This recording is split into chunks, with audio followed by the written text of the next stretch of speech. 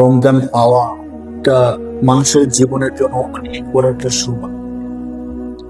এক হাদিসের মধ্যে আসছে এইভাবে যে আল্লাহ রাসূল সাল্লাল্লাহু আলাইহি ওয়াসাল্লামের একজন সাহাবী যুদ্ধের ময়দানে শহীদ হয়েছে। এর এক বছর পরে একজন সাহাবী স্বাভাবিকভাবে মারা গেছে। তো একজন ব্যক্তি দেখলেন যে এক বছর আগে শহীদ হয়েছে, তার আগে যে ব্যক্তি স্বাভাবিকভাবে মারা গেছে সে জান্নাতে চলে গেছে। সুবহানাল্লাহ। তো রাসূল সাল্লাল্লাহু আলাইহি ওয়াসাল্লামকে জিজ্ঞেস করেন যে আল্লাহর রাসূল, তিনি তো আগে যে মারা গেছিল তিনি তো শহীদ হয়েছিলেন, তার মর্যাদা অনেক বেশি বা তার ফজিলত অনেক বেশি, তো যে এক বছর পরে মারা গেছে স্বাভাবিক মৃত্যুবরণ করছে তার ফজিলত এত বেশি না, তো তিনি কেন আগে জান্নাতে গেলেন? তো আল্লাহ রাসূল সাল্লাল্লাহু আলাইহি ওয়াসাল্লাম বলেন যে দেখো, তুমি কি একটু হিসাবটা মিলাও নাই? তারা দুইজন যদি একই সাথে ইসলাম ধর্ম গ্রহণ করে থাকে তো তাদের ইবাদত আমল সমান সমান ছিল। তো যে এক বছর আগে মারা গেছে তার আমল কিছু কম, আর যে এক বছর পরে মারা গেছে তার আমল কি বেশি। কিভাবে?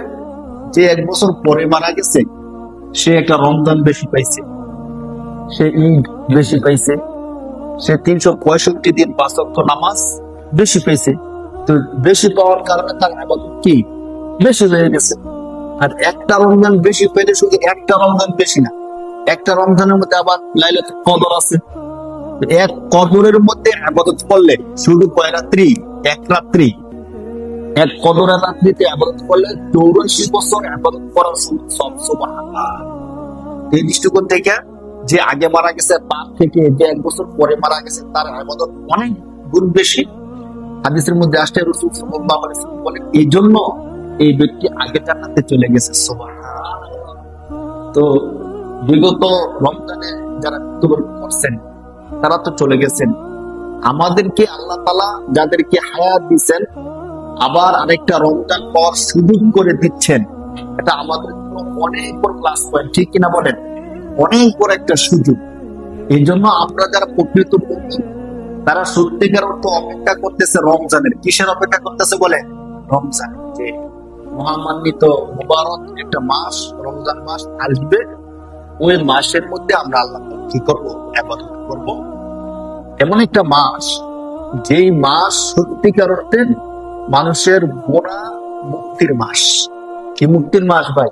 গুনাহ মুক্তির মাস। কেমন গুনাহ মুক্তি? একটা মাসুম বাচ্চা যখন পৃথিবীর মধ্যে আসে তখন তার কোনো গুনাহ থাকে না, নিষ্পাপ আমরা তাকে বলি, সে নিষ্পাপ একটা শিশু।